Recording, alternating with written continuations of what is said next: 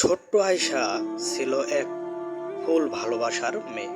সে প্রতিদিন সকালে বাগানে গিয়ে রঙিন ফুলগুলোকে দেখে খুশি হতো।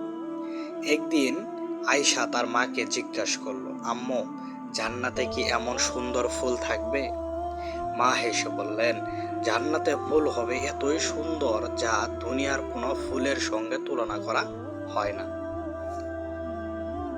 মা বললেন, তুমি যদি আল্লাহকে ভালোবাসো, নামাজ পড়ো আর অন্যকে ভালোবাসো, তবে আল্লাহ তোমার জন্য জান্নাতে সবচেয়ে সুন্দর ফুল বানিয়ে রাখবেন।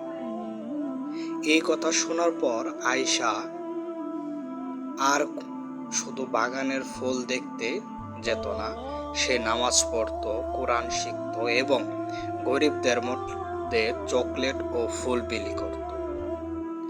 একদিন আয়শা স্বপ্নে দেখল সে বিশাল বাগানে হাঁটছে।